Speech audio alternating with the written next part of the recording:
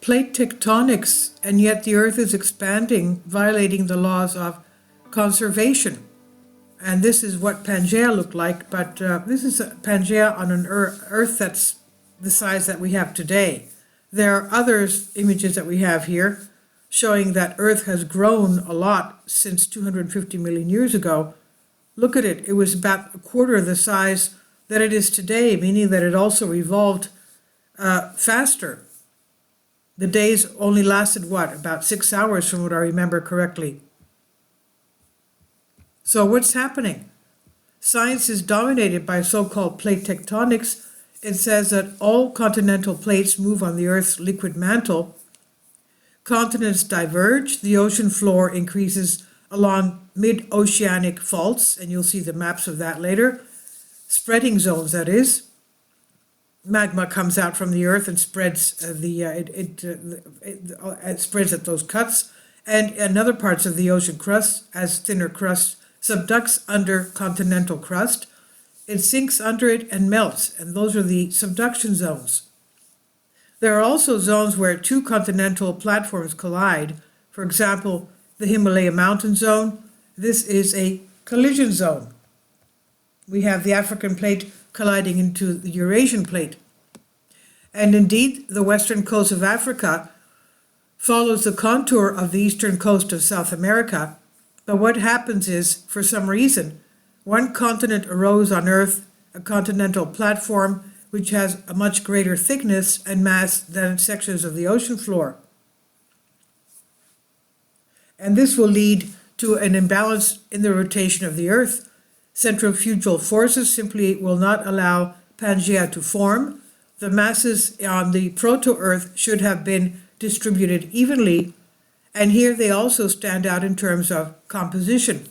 The granites, for example.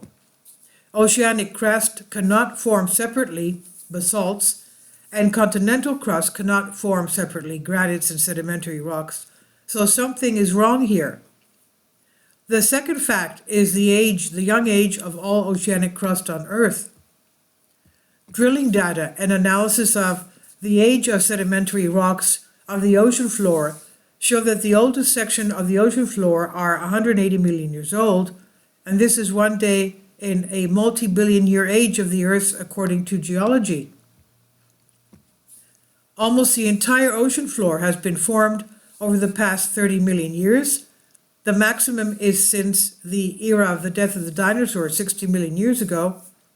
And these dates can be treated differently, but let's leave everything as it is. So the contradiction is that on the one hand, we have Pangaea with an ancient ocean floor, and on the other hand, data on the age of sedimentary rocks of the ocean floor saying that there is no ancient bottom.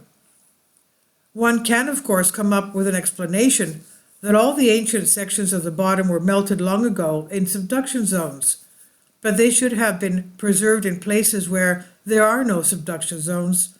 This is the east coast of North America, northwest, and northeast Africa, but even there, the age of the ocean floor is estimated to be a modest 170 to 180 million years old. Over hundreds of millions of years of ocean existence, many kilometers of sediment should accumulate through Pangaea, around Pangaea, and they should, but it turns out that they do not. Another strange feature is the rate of spreading and subduction. If the size of the Earth is constant, then the recession of the continents, the area of formation of a new ocean floor, is equal to the rate of subsidence of the oceanic crust under the continental crust.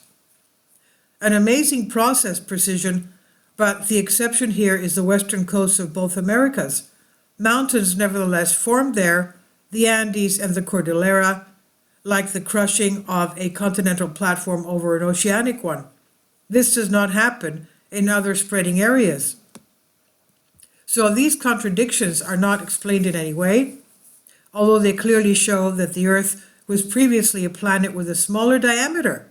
As we said, about 180 million years ago, it was about, 250 million years ago, it was about a quarter of the Earth that we have now.